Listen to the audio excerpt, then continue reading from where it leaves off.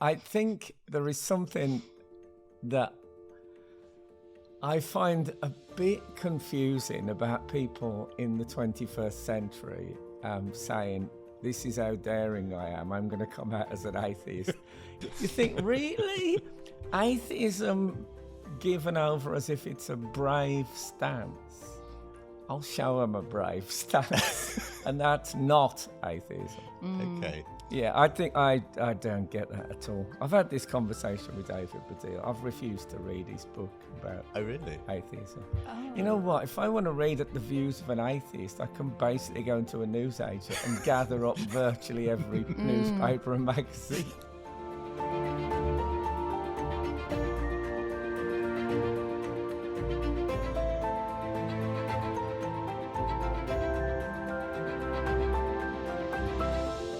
Welcome to the Re-Enchanting podcast. I am Belle Tyndall. And I am Justin Briley. We are the podcast from Seen and Unseen, where we talk to interesting people, both with and without faith, about the way in which the Christian story has shaped our world and whether a secular, post-Christian culture can be re-enchanted with the wonder and the mystery of that story once more. Please like, share, subscribe, comment, do all of the things, and that helps us get re-enchanting far and wide. It certainly does. We're really pleased today to be joined by Frank Skinner. He's, of course, a comedian, a broadcaster, an author who has entertained millions through TV shows such as Fantasy Football League, The Frank Skinner Show, Baddiel and Skinner Unplanned, Room 101, as well as many sellout stand-up comedy tours as well. Frank's love of comedy is perhaps only surpassed by his love of football, and he is, of course, a lifelong supporter of West Bromwich Albion, and with David Baddiel and the Lightning Seeds, of course, penned Three Lions, the best-known football anthem of modern times. And Frank's other great love is his Catholic faith, something which he connected with after initially trying to walk away from it in his 20s. And in 2021, he wrote A Comedian's Prayer Book, which featured his thoughts on hell, judgement, atheism, money, faith, and the X-Men, among many other things. But how does a comedian square edgy routines with churchgoing and confession? And isn't faith just very unfashionable on the comedy circuit? Or are comedians trying to fill a God-shaped hole, arguably just like the rest of us? Welcome along to the show, Frank. Thanks. Is there any left? We've done most of the talking already. I thought I'd just come to what? Yeah. Sit back and relax. No. That wasn't a very lengthy introduction to No, you. I'm not criticising. There's so much to say, though, because you have had a really interesting Well, career. I'm old, and so I've done a lot. Before we get into what you've done, we're sitting on the top of Lambeth Palace Library. It's a beautiful view behind us across the London skyline.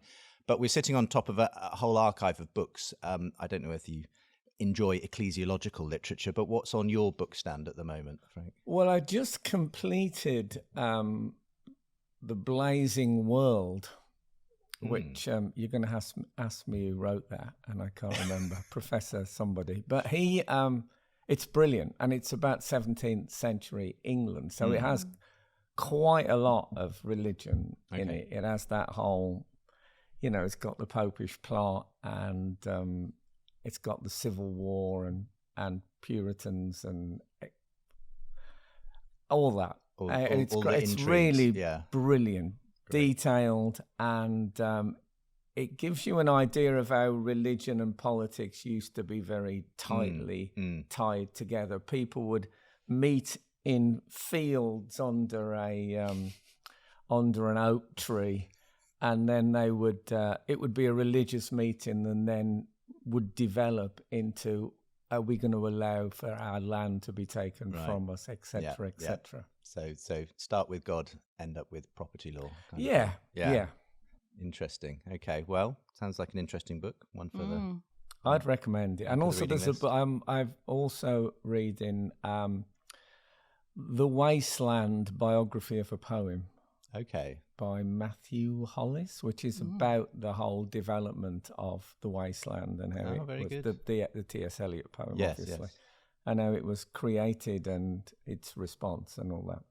We'll talk about your love of poetry a bit later on, but do you just read books of poetry as well? I constantly read books of poetry. I mean, I always have a book of poetry in my pocket. So if you'd been late today, you'd be just I would have taken catching out up on some poetry. Oh wow, that wasn't hyperbole. Penguin, modern poets, George Barker, Martin Bell, Charles Causley. So I'm always ready with That's that. Great. But no, I read poetry every day basically. But but these books, prose is something I read less so. But if a thing like Blazing World is a bit of a life changer, you know. Wow. When it comes to poetry, have you got favourites? Either poems, poets? Well, I've got favourites, but I've got favourites like, what's your favourite Elvis Presley period and who's your favourite Doctor Who? They change every day. One day you want some white jumpsuit.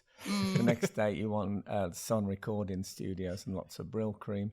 One day you want John Pertwee, the next day you want Matt Smith. So I'm reading a poet called Jean Sprackland at the moment, who's a contemporary poem, and I'm absolutely loving her. But I was reading Percy Bysshe Shelley last week, who's a bit more of a ledge. So yeah, it changes. It changes. I'd be worried about someone who had a set favourite anything. It seems like a sort of fundamentalism of pleasure. Well, now I'm starting to question myself, because when it comes to Doctor Who, I'll never not want David Tennant. Okay, well that's a popular modern view. You're one of the modernists when it comes to maybe I am. He's fabulous, but I love them all. Only last night I lay in bed and watched 2 episodes of The Gunfighters, which was a William Hartnell story, the original Doctor Who. So I think it was from '66. That very good. That's my life. Wow. Yeah. I remember reading an autobiography you wrote some time ago, and there was one anecdote that really struck me, where you were on some kind of international flight with Eddie Izzard. Oh yes. And talking about the fact that he obviously was pushing boundaries with his cross-dressing and his routine and everything. But you got onto the subject of religion, and you basically both agreed that actually it's far more edgy in a way to be a believer, because that's so countercultural. He was still a private at that. I mean, it was I don't know what the terminology was of the time, but he used to wear women's clothes, and I don't know what the label would have been on that, but he didn't talk about that on stage at the time, Eddie. But he just started, he'd done a joke about wearing a bra with tennis balls in, and he saw that as the beginning. Right. And he said to me, you should talk about your religion. And I said I thought a modern comedy club audience would be much more accepting of whatever it was called then, cross-dressing, than they would of religion. And even now, I mention religion on stage now, and there's always a sense of I need to get to the punchline fast because people are. We weren't expecting this. Why have you done that? I mean, is it just really weird to be a person of faith in that sense in comedy? Well, it is.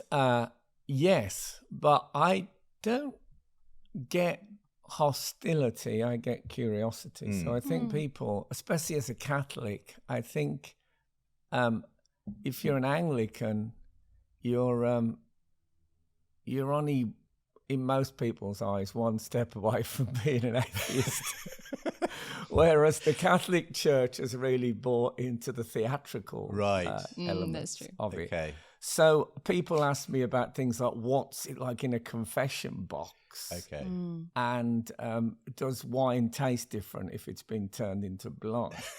You know what I mean? They're more the sort of questions they might ask David Copperfield. Right. Yes. I don't know if you've seen Fleabag, Phoebe Waller-Bridges. Of course. Yeah, absolutely. I think she really tapped into that. In fact, I'd be absolutely over the moon to chat to her about who was her inspiration for The Hot Priest. But I think she really, that's not my title. I'm not giving that to him. He has that title. But I think she really tapped into that curiosity of the dramatics with that. There used to be a hot priest, I remember, a Spanish guy, and I won't name the church lest he be identified, but there used to be a lot of, I say a lot, there was probably 5 teenage girls with a little bit too much makeup on who used to sit in the front pews for him. But I have to say, if I were to write a list of hot priests I've met, it wouldn't take very long.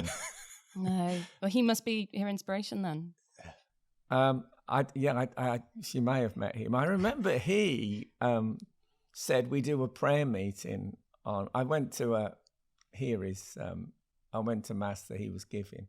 The hot priest that I knew, the real hot priest, and he said we have a prayer meeting on Wednesdays. If anyone would like to come, it's very emotional, very passionate. Last week, he said a man in prayer levitated 2 feet into the air during prayer. And everyone went, and he went, not really. Which is a very hot priest, slightly overconfident, swaggering you're right. approach. You're right. Oh, gosh. I thought we were going in a very different direction just then. No. This interview. Just sticking with priests and comedy, do you enjoy comedy about religious people? You know, Vicar of Dibley, Rev with Tom Hollander, you know, a few years ago was quite popular. I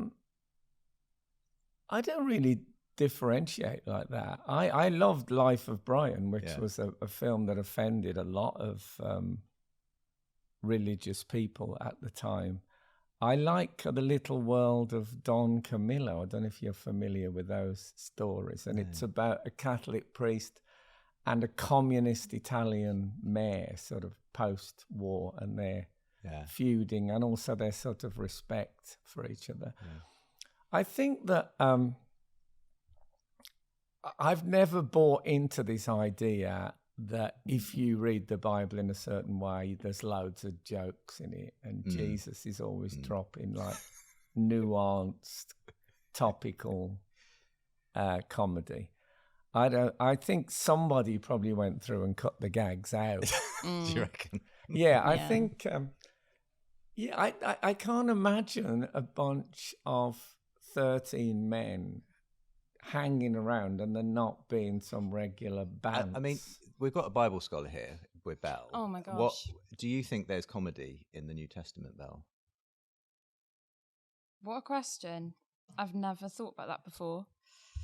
I just wonder whether, for instance, some of the stories Jesus tells were meant to be understood as quite humorous. Do you think they're sort of satire almost? Well, like the whole thing of, you know, or at least slightly ridiculous, you know, saying before you take the speck out of your own eye, or out of your neighbour's eye, take the plank out of your own. It's kind of like it's meant to be understood, I assume, as kind of ridiculously over the top and could have made the audience laugh. It's.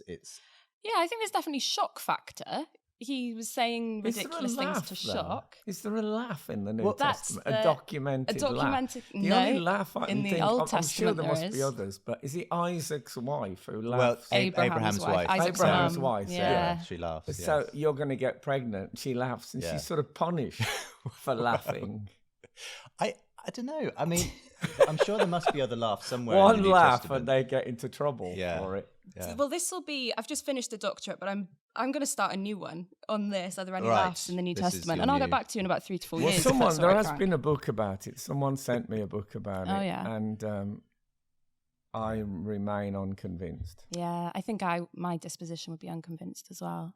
Well, I'm going to just pitch my tent saying I do think, in the Jewish context, that some of those stories were probably seen as quite humorous. Okay. And quite See, funny. that is another thing. I would say a central piece of Jewish culture is comedy. Yeah.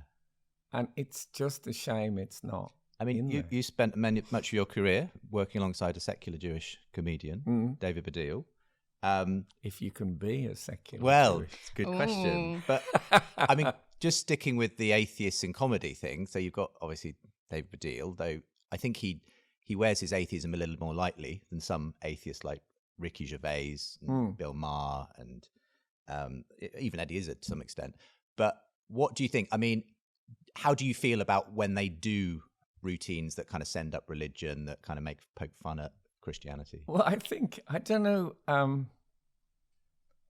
why they bother. I think there is something that I find a bit confusing about people in the 21st century saying this is how daring I am. I'm going to come out as an atheist. If it's Voltaire, he's taking a risk. Mm-hmm. Shelley, who I mentioned earlier, he wrote a pamphlet when he was at university about atheism and was expelled for it. That's sort of early 19th century. So then you're taking a risk. But now it's like me saying, you know what? I think it's round, the world. All right, I know what you're saying, but I'm going to stick my neck out. You think, really? Atheism given over as if it's a brave stance? I'll show them a brave stance. And that's not atheism. Okay. Yeah, I think I don't get that at all. I've had this conversation with David Baddiel. I've refused to read his book about atheism. Oh. You know what? If I want to read the views of an atheist, I can basically go into a newsagent and gather up virtually every newspaper and magazine. Do you know that you're in it then? I know I'm in it, yeah. But I don't think he's got much Christian material to work with. He doesn't know any others, I don't think. It's a really... I cannot talk about the book, actually, if you don't want to talk about it. But it's a good section, your section. No, don't get me wrong. I think he's a brilliant writer and the book's doing well. Annoyingly well. But, if I wrote a book celebrating anti-Semitism, I don't think he'd have been that glad about it. Not sure it's quite the same thing. I don't know. But no, because you're not, because you're a nice, mild-mannered Christian. That's the problem, isn't it? Yeah, so your section is called In a Car with Frank Skinner and His Sins. Yes. And did you know that he compares your prayer book to Augustine's Confessions? Yes, he told me that. I think if someone did that to me, I'd just retire, call it a job well done. Yeah. And farm. Yeah, although I like to think it zings along a bit more than Augustine's. I know people talk about Augustine's Confessions as if it's all about, sort of the sort of racy side of life, and it's very human, and it's the first proper autobiography. There's quite a lot of long-winded theology stuff to get through. Yeah. You're much funnier. Yeah. Well, I just don't think you could I don't know how that would sell now if you'd brought out a St. Augustine. But I know what he means is that St. Augustine is constantly picking at his belief. And I do that as well, and he's heard me do that, and I do it a lot in the book. I'm a very, I think doubt is a very underrated religious tool. And people who say, I absolutely believe this and will always believe it forever, I think you might as well wrap up. I think one of the things you have to be careful when you get a bit older, I'm 66 now, is don't put your opinions in a box and nail the lid on them. Keep them all open. They might change, and maybe they should. I guess that's just called intellectual humility, and I guess that's needed on both sides, right? Well, I heard a Radio 4 show in which a guy who studied sea anemones was interviewed. And they asked the question, I suppose, how do you know when they've died? Which is a reasonable question. And he said, growth. If you can't detect growth, then we officially define that as death. And I would think that's true of human beings as well. Do you ever debate with David Baddiel on the issue of God? Yeah, we have debated on it. And it's a very difficult thing to debate. I don't... You see, I don't really... If you have a debate, you really need to meet in the middle. And I don't like the middle. I think that slight area of compromise is one of the things that has led to atheism being the cool thing and Christianity being the sort of boring, bad skin and synthetic... material clothes. So what would your kind of debate approach be? Just like go for full-blooded... Here's my debate. My debate is this. If you believe in God, right, I'm guessing you two believe in God. And I hear people who believe in God say, I believe in God, but, I'm not sure about the virgin birth. That could have been. And angels, I think that could be... And you think, mate... You believe in God. It's not like these things are more far-fetched. They're just less vague. And you think, yeah, God, because there's like a spiritual thing. And we all have a bit of that, don't we, in the wellness industry. And you go and buy a Buddha in TK Maxx or whatever. But I actually believe that there are angels. There's a moment in the Catholic Mass where the priest stands up at the front and he holds up the host, the wafer, the communion wafer. And usually in the Catholic Church nowadays, he used to hold up a complete one, but now he's broken up a big one. So he's holding up a piece of raggedy old wafer that looks like he's found it down the back of the sofa. And he says, "Behold the Lamb of God, behold him who takes away the sins of the world." It's the most outrageous in the 21st century. The idea that there is a Lamb of God, that there's a God, that he's got a lamb, a representative who came to earth, that he takes away the sins is ludicrous. But here he is in this raggedy bit of wafer. And I kind of love that. And we all sit there, and I don't know how often we actually literally question it like that. But yes, in a world all around us, Ricky Gervais literally lives in the same road as my church. But you know, he's back at home writing atheist across his chest in lipstick, and I'm listening to a man saying this bit of carbohydrate is the savior of the world. I don't like the idea that you have to compromise, that we have to go to them. And also, I think what that's done is it's made it a dull, halfway house. You know, why do you think people love Harry Potter? Because it embraces this idea that there's something not graspable. It re-enchants is what it does. We spoke on season 1, we spoke to Tom Holland, the historian. Oh, yeah. And right at the end, we were like... I'd rather it had been Spider-Man. Yeah. There was... Sorry, Tom Holland. I don't know if I should admit this publicly. I love the historian, but he's not Spider-Man. He's not. There was about 3 minutes where I thought I was interviewing Spider-Man. Okay. But it was fine. The Tom Holland conversation was wonderful. Yeah. But when I first heard the name, I thought... Anyway, he said, right at the end, we kind of asked him like, great. He gave a really good historical roundup. And then at the end, we said, what do you think about Christianity? And he said, when it's bled of enchantment, I hate it. I can't stand it. It's a really pallid and anemic thing, I think were his words. And it made me think, like that was so challenging, because whenever I speak to people who aren't Christians, any of my friends like that, I do exactly that. I try and make rationalize it. I try and rationalize it. I try and kind of rub away the bits that I think are the most the easiest targets. And I think that's the opposite of what I should have been doing the whole time. Yeah. It's like a sort of no man's land, the Christian, and it's boring. No angels land that people go into to think, I'll convince them more if I. Mate, also, what do you think? You're going to get them interested in Christianity, and then further down the line, they'll hear about angels, and they'll think, they never told me about this. It's like discovering something about the person you married further. You never told me you'd been married before. But in a way, all of this circles around the fact that a lot of people do seem to walk away from faith at some point because they've been talked out of it by the secular world. Why did you stick with your Catholic faith when obviously so many people? Well, I didn't. I did walk away. Okay, well, tell us about that first. When I was 17, I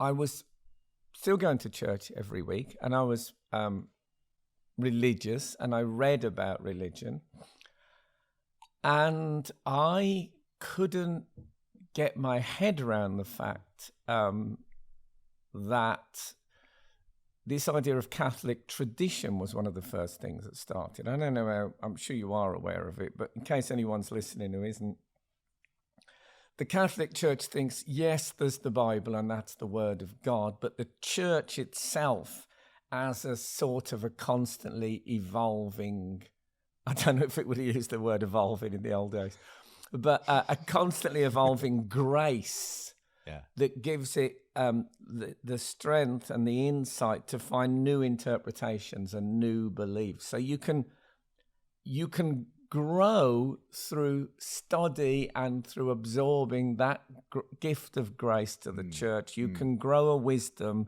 for example, about the Virgin Mary not dying and about her being assumed into heaven.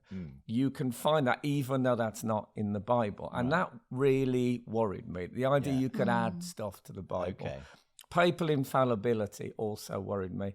So I didn't turn my back on belief, but I thought the Catholic Church had got it wrong. Leaving the Catholic Church was an enormous, in our family, was, if I'd come back and said I'd killed 3 people in a pub, it probably wouldn't have been a bigger deal. Wow. So that was very, very difficult. And then I stayed away from the church and I tried other churches. I became a faith tourist. I went to Anglican church. I had tried the Christadelphians. I was drawn in by the idea of there not being a devil or hell, which is a Christadelphian belief. So you went a little bit down the road of maybe take out some of those more eccentric. Well, no, I don't know if it was that. I mean, my problem with that is I had a lot of heavy metal T-shirts, which sort of relied on there being a devil for their design. No, I couldn't buy that. I couldn't buy... This is another thing that's been very much polished up, is the idea of, eternal damnation. Anyway, I tried all these things. I read every anti-Catholic thing I could get my hands on because I needed to be convinced that I'd done the right thing. And I couldn't, after about 5 or 6 years of this, I started to get this real urge to go back. And I thought, oh no, I can't. If I go back, I'm going to have to say to my family, all that torment and stuff, that was wrong. And so then I started going to church and just sitting at the back and not doing anything. And in the end, I went and saw a priest and I told him this whole story in more detail. And it's an old priest in Birmingham called Father Stibbles.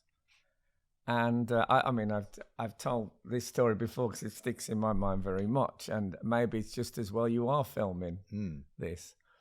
But he just went, and he did this gesture of just calling me towards him. He didn't say anything. And I said, what? He said, come on. I said, what? He said, come back. You want to come back? Just come back. What's the problem? So I went back.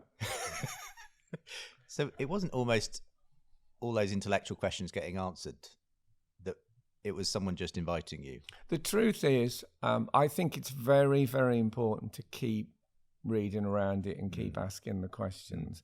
I think there are, I don't know about other churches, but in the Catholic Church, there are adults who I would say had what I would call a gentle Jesus theology, which is still based on the stuff they did leading up to their first communion. And I don't think that's good enough. I am with St. Paul, that when I became a man, I put away childish things. You have to not see through a glass darkly. You have to see as clear as you can, but you also have to accept that if I'm going to get down to the ground from this upper floor that we're on, eventually I can take all the, I can buy all the harnesses and do all the research. Eventually I'm going to have to jump. After that moment when I'm going to have to jump. And that's what I think about faith. It doesn't, intellectualizing about religion doesn't take us all the way. And if it did, you'd be removing a lot of people. This when Jesus celebrates the fact that God has given this wisdom to these little ones, to people who aren't educated. And sometimes I see debates on the TV. You used to get like Christopher Hitchens, who was an intellectual, but who really deserved a slapping. And he would be shooting people down because they couldn't intellectualize their faith the way he could intellectualize his atheism. But that's not what it's about. It's about everybody. It has to be available to everybody. So if you can't get to it through a sort of a visceral gut feeling, I went to Guadalupe, to to the shrine in Mexico, and there was old ladies, it's on top of a hill, crawling on their stomach up the hill. Wow.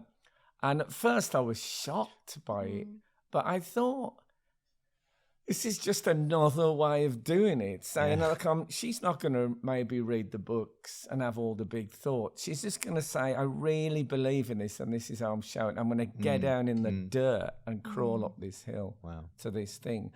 And you have to have those different levels, or you're shutting some people out. Yeah. And that's why, I guess that's one of the reasons you don't like debates. And because Christians come at it, you know, if you're talking about faith, they use doubt, like you've said, as a tool which refines their faith. And yet when that's met with someone a bit like Christopher Hitchens, doubt isn't in their repertoire. So you're on two different pages, almost speaking two different languages, trying to engage them and make one win out over the other. And also blokes like Hitchens and Dawkins, they're a bit like the kids at school who they aren't the hard kids at school, but they go to the Christian disco, and there they are. They can bully people, but when they go to the normal disco, they're frightened and wimpish in the corner. So I met Dawkins. You know, first thing he said to me, I asked him a question. He said, "I can't understand your accent. I don't know what you're talking about." Oh. I said, "I think you need to get out and meet more working class people." And the producer said, "I think we need to start this again." But I wish they'd left that in. But anyway, you know, I read his book, and you gotta keep the lid off your opinions. I held up that book and thought, when I've finished this, I might not believe in God anymore. You have to have that in your game. Yeah. But it didn't finish off your faith. No, because it was the method of the book, and I understand how you do a polemic, is that if I wanted to write a book that was anti-youth, young people, I'm not going to interview bright, intelligent young people who are doing great work in the society. I want, the junkies and the knife cry. I want those guys. Yeah. And so he took people who blow people up and American Christian fundamentalists. Well, I can argue against Christianity if that's the material. Yeah. Just coming back to your own journey then as a Catholic, certainly for a good long time, your Catholic faith was married to a fairly hedonistic lifestyle, and that came out in some of your comedy routines as well. How did you kind of reconcile those two worlds? Well, I don't know if I did reconcile it as such. I think I was aware of my sin, and what I tried to do, and I'm not suggesting this as a method, I tried to sin in as kind and compassionate way as I possibly could. Responsible sinning was my sin approach. Management. Yeah, and I think that is the bottom line. There are ways of sleeping with people in hotel rooms on one-off occasions that are cynical and exploitative and unkind. And there are ways it's just like a fun, laugh, nice night out. But obviously the Pope's not going to take this. But this was how I was handling it. I'm not suggesting for a second that is a reasonable approach to Christianity. But it sort of got me through it. It was a period when, you never get rid of that curtain in the back of your brain where you put the stuff you don't want to look at. Otherwise, that might be a joke in the Bible when he says, be perfect as my Father is perfect, because then the audience are thinking, damn. Okay. that really is saying, that really, if you wanted to, I don't know about a joke, but as a sort of nuanced piece of irony, all you need to do is be perfect like my Father in heaven is perfect. He's sort of saying, look, you're not going to be perfect. So accept that, but just aim for it. Let that be your best shot. I mean, was the rationalization to some extent that, well, whatever I do on a Saturday night, I've got confession on Sunday morning? No, I never. That would be a dark, cynical. When I say I rationalized it, I can look back and see that's what I was doing, but it wasn't that conscious. Okay. when I was doing it. I focused on all the positive, if you want to, I mean, I'm not going to get too graphic, but, responsible contraception and all stuff like that. Interesting. Is there, thinking about your comedy and your faith, is there a relationship there in that? Does your faith feed into your comedy, but also vice versa? Are there ways in which your comedy and that process, I'm a bit fascinated in the art of comedy, has fed into your faith, your understanding, your thinking about Christianity? I think that I've never had a sort of po-faced attitude to... I saw a review of the prayer book I wrote in something like the Church Times or something that said it was an uncomfortable read. And I don't know if is that a good review or a bad review in the Church Times. I think faith should be a bit more uncomfortable. I think one should do more of that that analysis of how did I handle that period of regular venal sin? How did I deal with it? Yeah. I think it's good. I think it's good to get onto your own magnifying glass and keep doing that. We have I'm assuming you guys are Anglicans. I don't know. Well, funnily enough, neither of us are Anglicans, even though we're sitting in the grounds of Lambeth Palace. Okay, fair enough. But for the Catholics, I'm presuming you're not Catholics. No. As you're asking me about the Catholic Church, as one might ask David Attenborough about the duck-bill platypus. We have this examination of conscience thing that we do before confession. And the idea is you don't just walk into confession and blah, blah, blah.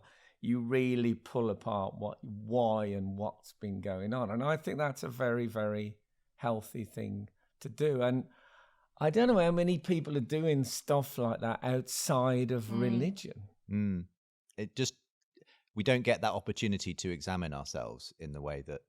No, but how do you improve if you don't do that? Yeah, that's interesting. So is comedy a way that you do that? Because that's brave to do that, to write it out and then send that out, but also to do that in front of people. Is that... Well, I think the important thing about my faith is that it is, because I don't live under a bushel, as it were, as the idea that you don't light a lamp, put it under a bucket. It's not that I need to get up and evangelize on stage, but on stage I casually mention something the priest said on Sunday morning. I think normalization, what I said, I don't think we should go forward and say, oh, don't worry about the angels. Let's just, it's more about spirituality, because people love spirituality. It doesn't mean very much. It's vague enough not to be threatening. But it needs to be normal. When I talk about my life, I know today we're talking about religion specifically, but if I do an interview with a newspaper and they ask me about my life, my religious views are shot through everything, and they're no different from my views on others. It has to be integral. It can't be a box where you keep your religious Do you feel things. like you've been talking more openly, though, about that in more recent years? Has it kind of come more to the fore? I think I've always talked openly about it, but when I first started off and I was King of the Lads, I would talk about it in interviews, and it never made the interview. Right. Because people are creating, I'm going to bring up the theory of Aristotle's probable truth. If you tell the truth of a battle and one army is all over the other, but there's a couple of moments when these ones rally, you don't include those moments. The truth of it is that this army dominated the other. And the truth of me, that I was this loutish, groupies in hotel rooms, foul-mouthed yob. When I said I'd got a master's degree in English literature and that I believed in God, it's sort of, it's interesting, but it doesn't really... It doesn't fit the narrative. So it wasn't that I started talking about it, they started printing it, is what happened. That's but what always sticks in my mind is I just started college I was doing I messed up O-levels at school, so I went back and did it. And one of the first days, the lecturer, whatever you call them in a college of further education, said, how many people here believe in God? And I thought, well, I don't know these people. They're going to think I'm a weirdo. So no one put their hands up. And on this thing of the examination of conscience, that really nagged at me for a long time. And I decided that never again would I not put my hand up. So I put my hand up. I've never really taken it down. It's very important to me that my hand is raised. And even if we don't discuss it, it's not a secret, and if it comes up, it comes up. I still get, but on the comedy thing, I'm rarely offended by anti-religious comedy. I am capable of being offended. A lot of comedians, you get so tough. When I hear people, for example, in everyday conversation saying, like, Jesus Christ, and stuff, every time that happens, I just feel like there's a slight drawing pin being hammered into my temple. But I know it's very fashionable now to be offended, but I don't feel... One place I don't put my hand up is I never pull anyone up on that. I just let it. I just take it. I've got friends who say, "Oh, geez, oh, sorry," right? Because they know that I don't like it. But I, that's if they want to be that person. Let's talk about prayer, because that was obviously the subject of this 2021 Comedian's Guide to Prayer that you wrote. When do you pray? Is it just something that happens all the time, or? I mean, I'm more or less an old-fashioned morning and night prayer. Though I will, I think it's important that you don't need to kneel and make the sign of the cross. I've prayed on the tube and stuff like that. Yeah. Not for big, not like, please don't let this crash. Yeah. But just things. I think it's important that the idea that God's on the other end of the phone. You don't have to make an appointment. Do you know what I mean? Do you think more people than perhaps willing to admit it also pray? Do I think that? Or do I think that a lot of people who do pray barely register what they're saying? I don't know. I think if everybody prayed with any level, if they prayed with 25% intensity and focus, I honestly think the world would very, very quickly change for the better. Why? Because I think it is partly an examination of conscience. It's partly, this is who I was today. This is who I am. This is who I'm becoming. Do I want to be that? Can you help me? And I believe that there is something coming back. I've never heard a voice or anything like that. But if you wait, sometimes you just feel like a slight night's move in your head where it's a chess term. I don't play chess, but I like it. Something just, I think a thought that you're having just changes a bit. And I think, is that me talking about it, or has something from the other side just done that? I don't know. But I definitely think if everybody prayed, life would be sweeter. I suppose we've spoken a little bit about the most ridiculous parts of Christianity. That surely is up there. But it's sort of hidden in plain sight, this idea, right? I hope that ridiculous was in inverted commas. It was. Yeah, that was definitely in it. Was, absolutely. But it's up there in this idea, I think, that you can speak to not just a God, the God, at the top of the pyramid of the Christian faith, like the God, and that he would take the time to speak back to you, or that things could change in response. That you sort of think, well, why do Christians ever stop praying if they really believe with, like you say, with everything that does I don't think it's not like cosmic ordering. I mean, I heard Noel Edmonds' interviews, and he said he wrote a list of the things that he wanted, like 7 things, and then you just wait for them, and they all come. Even Ocado aren't that do good that. at delivering. I don't believe. I also think a lot of the time you don't know what you're praying for and if it's good for you. From what I remember, Noel Edmonds sort of had this idea of praying to the universe or something. Yes. And to be honest, that's what I more often hear in secular culture, sort of, I'm just sending out positive vibes to the universe kind of language. But I always think that is the whole spirituality industry, for me, is people who want a bit of insurance but don't want to get up on a Sunday morning. I just don't think it's good enough. It's like religion light, you know? I think you got to be aware, whatever you are. I mean, one thing that I've upset Christians with before, I remember I got an honorary degree from Wolverhampton University, and I sat with one of their senior guys, and he was a Christian person. And I said, I think we're all praying to the same God. We've just put a different name on it. I said, I think the Muslim, the Hindu, we're all reaching out to that same God. And he really didn't like that at all. But I think the idea that Christians, that we've got the phone line and no one else has got it is a dangerous line of thinking. I guess my thought on that would be, I'd stop you guys in your tracks. I've got to just correct this heresy that's just been I understand, put out there. But fair enough, I'll give you some space to do that.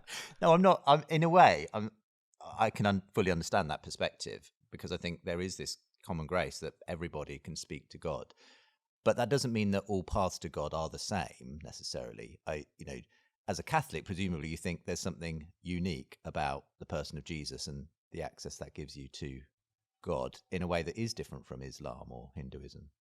Well, it's different, but different is doesn't mean it's not as complete or as fulfilled. I think just the reaching for God, I always think we are so demanding on this. The fact that Christian religions, of all, that we're not united, it just seems ludicrous. What? There's hardly any of us. I know that, relatively, I know, there's whatever, billions of Catholics, but it just seems in the UK, you think, God, shouldn't we have a... Join forces. Yeah. A best of. It's not as bad as it used to be, I would argue. When Catholics and Protestants were basically arch enemies at one time, it feels like no, it's not like we that. can have a conversation now, and we're not sort of seeing each other. No, there's documents in this very building about the Popish plot and stuff like that. It's my view that when the Greeks get the Elgin marbles back, we should get our churches back. Is that right? I think that's absolutely reasonable argument. The government just said we're not Catholic anymore, and we're taking all your monastic lands and splitting them amongst our posh and powerful friends. I think when we talk at reparation, let's not forget the Catholics. Well, you heard it here first. New campaign: bring back the churches to their rightful owners. We're ending up with all these 70s concrete monstrosities T-shirts with like misjudged art, and you get to keep Westminster Abbey. Is that fair? I'm from non-denominational. We're in school halls, so I'm gonna take myself out of this. Okay. Do you reckon you'd be able to read? That's like being a football fan but not supporting an actual team. Yeah, it's just cowardice. It's pure cowardice. It's an excuse for not having to go. Yeah, you're dead right. Yeah. Can you read the cultural moment for a second for me? Because what do you think? There's this sense that things might be shifting slightly, that people might be more open, that being a Christian might not be, not just a Christian actually, but sort of religious in general, might not be such a, inverted commas, odd thing to be, and that people are more open with it and people are more open to their curiosity and their craving. Have you sensed that in your circles and your world, or do you And do you think that's a new thing? Do you think it's a myth that that's a new thing? We're always curious. We just are better at pretending we're not. Well, like I say, most of the people I speak to about it are sort of interested in it. I don't get much hostility at all. Whether that's getting better, I don't think so. I mean, we live in an age where people are more accepting of difference, but I don't know if Christianity is one of the differences that they're very accepting of. I think it's impossible to disentangle morality and fashion. And Christianity is not very fashionable. That is the truth of it. So what is seen as spoken of as woke politics has, I think, been a tremendous force for moral good generally. As with all these things, the small print can, be mocked, but the general thing is, I find it. I said to my son, we were watching Strictly, and I said, when I grew up in Smethwick in the 70s, I had a mate who was gay, and somebody beat the hell out of him for that. They saw him leaving a gay club. And now we're watching the biggest program in the country, biggest TV program, and there's two gay men might win it, and the country loves them. I said, you are growing up in wondrous times. But I don't know how much credit the church or Christianity can take for that moral advance. What I'd like is for that to be, when I say us, I mean believers. I'd like it to be us that's driving that forward, and everyone else thinking, oh, I'm not sure about this, it's all a bit quick and blah, blah, blah. But it's the other way around. As far as the Catholic Church is concerned, I think any reticence is always, again, tied up with that morality as fashion. I think what the Catholic Church seeks to do is find a morality which is not tied to fashion. And that is so difficult to find. I was going to say, though, because in a sense, I almost sense a contradiction then in what you said earlier about let's keep Christianity weird. That's what's so powerful about it. But at the same time, Christians should get on board with, the sort of modern sort of moral sort of zeitgeist. So I don't think. Isn't that kind of where it is? The Catholic Church, in a way, that's one of its oddities. That it says marriage is only for men and women, and it's kind of can't be extended to. I don't think that's part of its magic. Okay, though. I think that's its rules that's been gathered by a lot of old guys meeting somewhere. I think. I think that the magic of it, the fact that you can say this is the Lamb of God, that should inspire, that should trigger, that should fuel the fact that we don't want disabled people to not get up the pavement. We don't want someone not to get a job because they're black or female. I think if somebody honestly feels that they are in the wrong body, gender-wise, what is that? Why are we fighting that? I don't know. I think we're fighting it because we think in 50 years' time, people might think exactly the opposite. And then how do we get out of that mess? So I think the Catholic Church certainly feels that it has to hold on to what it's got and wait for this stuff like leaves in autumn to just fall away and leave it with those core truths. But as I said before, the idea of tradition in the church is that belief grows and develops and evolves. And people, I don't know about you, I didn't have an opinion about trans people 5 years ago. And the one I've got now is, I wouldn't feel I'd be able to put it into an argument. I haven't done the reading. I think what you try to do is take I would say is a Christian stencil, which for me is largely created by compassion rather than dogma. And if you hear of a new thing, you place that stencil over it and you think, what is the compassionate, what is the understanding way? what is the way, and this sounds very corny, that's got love shot through it.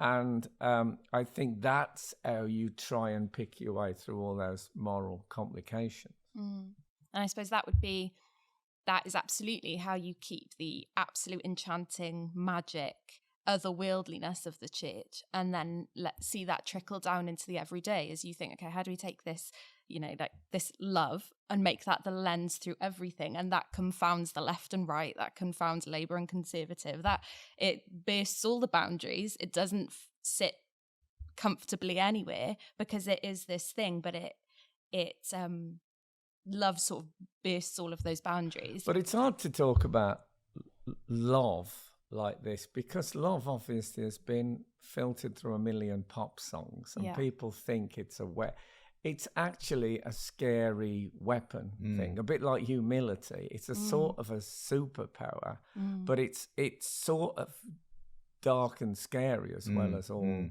the other stuff. I mean, I went to mass in Japan. I went to 7:00 mass on a Sunday morning, 7 a.m. And there was a schoolgirl in front of me in classic Japanese outfit. Those what they call elephant socks, those baggy socks and a little skirt. And I noticed that she had very hairy legs. And I thought, God, that's really unusual. And then I realised it was a bloke, probably in his late 50s, dressed as a schoolgirl. And I thought, oh, wow, I wonder what they make of this guy at this, this Catholic community. And then when they did the bidding prayers, which I don't know if it was when you get up and you pray for different causes, he went up in full schoolgirl uniform and a bit of makeup.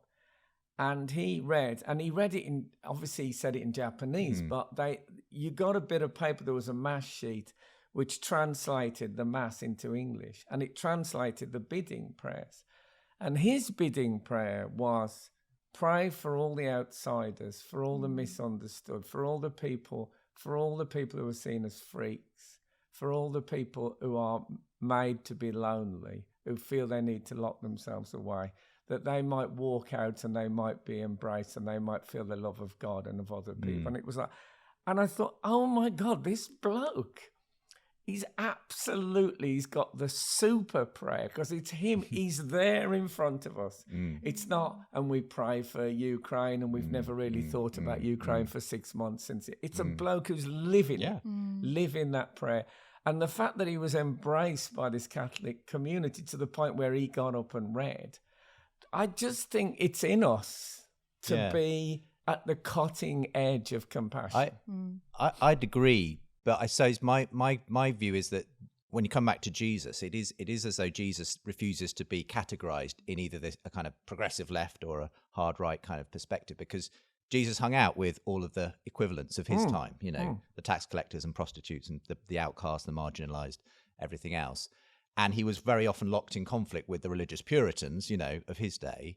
But at the same time, when he did receive people, he didn't always simply put a rubber stamp on what was going on in their lives. There was some kind of transformation going on. So it's absolute acceptance and love, but without necessarily saying anything goes at the same time. But I think you have to decide whether you're the kind of Christian who stands in that church and says, that bloke needs to change, right? Or we, the congregation, need to change in the light of seeing and witnessing this bloke. I suspect everybody needs to change at some level. It's like I don't think there's anybody that is the final product, I guess, is my perspective. But anyway, really interesting to hear your perspective on that.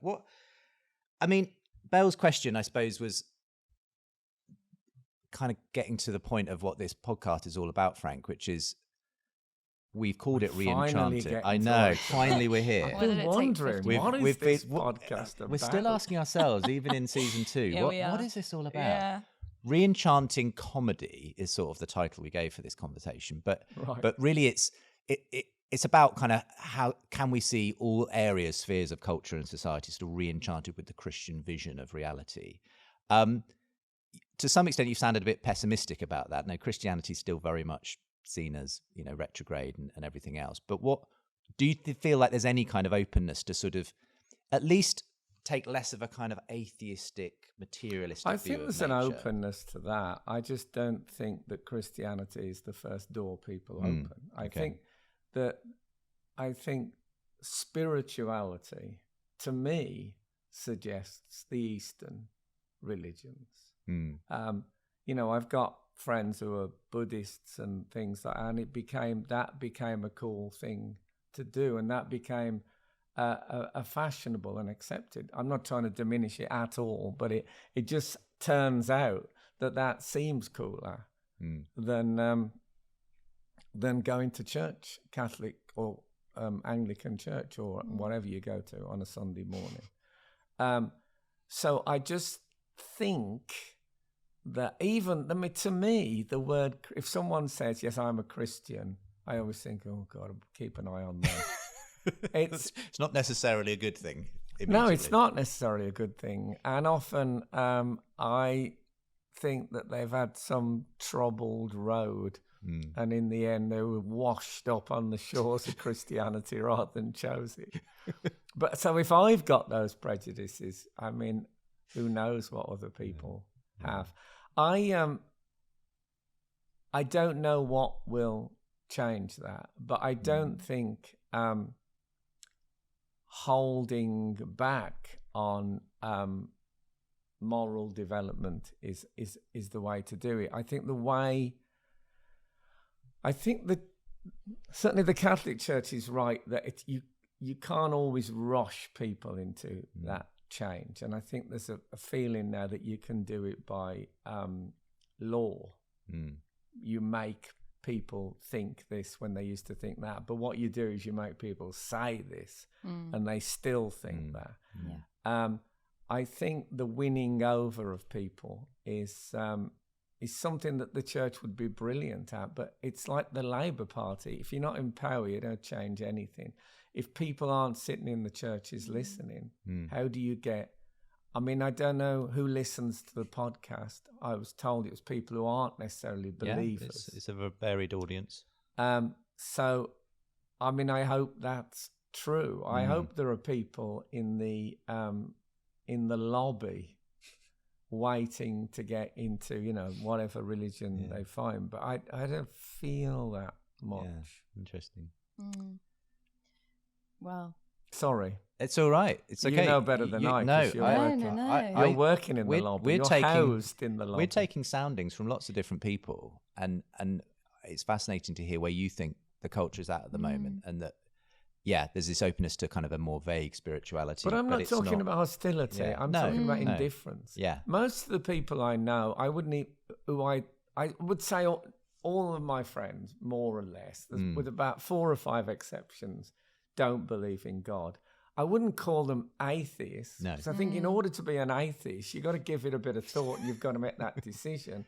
With most people, I think they think about whether or not they believe in God as to whether or not they'd like to go to Equatorial Guinea. Would they come to church if you invited them? No. No, I don't think they'd come to I guess church. It's the question, how do we get to the point where that wouldn't be such an absurd notion to walk into a church, maybe? I think maybe, we were talking about social media off camera. Maybe that's the way. It's hard to imagine, isn't it? I think, I don't know, maybe writing comedy prayer books is the thing. I think you have to make the strangeness feel that it's part of the whole thing. Not a different world. Well, that's, I think, what we've both enjoyed about reading the book, Frank, and the fact that you are trying to just say, Christianity is weird, but we're all a bit weird, and this is just part of my life. It's a brilliant weird, though. Most of my friends are weird people. Friends who aren't weird, I don't know what you're supposed to do with them. What are they going to contribute to anything? I love strangeness in all its. I also think that it does, like I was saying earlier, I read poetry every day. I think there is something in at least, I don't know enough about the other religions to speak about this, but I think in Christianity, it is like living the poem. Mm-hmm. You know, it's like the Old Testament was a collection of poetry.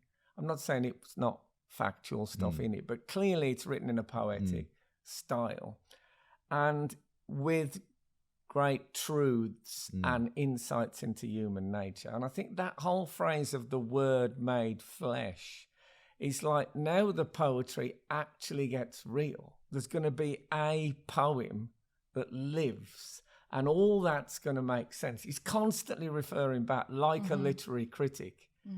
Jesus will say, well, you know, I'll quote, and then he'll quote some from the Old Testament. And we won't lose one letter of the law and all that. He's very keen on all that.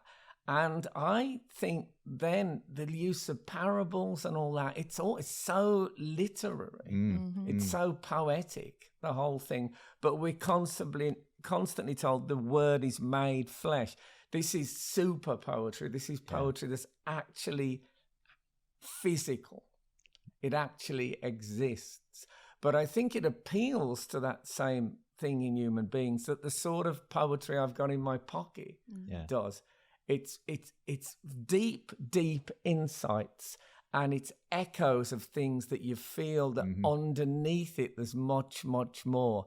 And the more you absorb, the further you get. But you never get, there's something you get from reading a poem that you can't, you know, I do a podcast and I talk about poetry all the time, but I accept that the ultimate thrill and fulfillment of a poem is in the white bits on the page around the poem. You can't really express it, and that's true of religion. But I do think the poetry, religion, certainly Christianity comparison works. I think so. I mean, it reminds me of what C.S. Lewis said about Jesus being myth become fact. It's sort of all the imaginative side of him that you know sparked his, you know, who he was, and just didn't fit with a completely materialistic, you know, atheistic, you know, we're all really just atoms bouncing around kind of view of reality. He kind of found that it was in Jesus that overlap happened, that all of the imagination and mythology that he was so invested in suddenly somehow became true in a person. And this is what I mean about the magic, not losing the magic, because people are drawn to that mythology. They're drawn to that sort of poetic of that. Yeah. And if you can convince them that actually there is a place where that properly exists. Yeah. Then, and that they exist within that. Yeah. Exactly. They're part of the poem, and it's there. They just need to step into the poem. There's like a blank line waiting for them. Yeah. We love it. We love it. Okay, here is your mission, should you choose to accept it. Go and sort that out. We'll do our best, Frank. Thank you that you're doing your bit as well. It's been a joy, every moment of it. Yeah, it's been so wonderful to talk to you. Yeah. Thank you. Thanks for having me. Pleasure.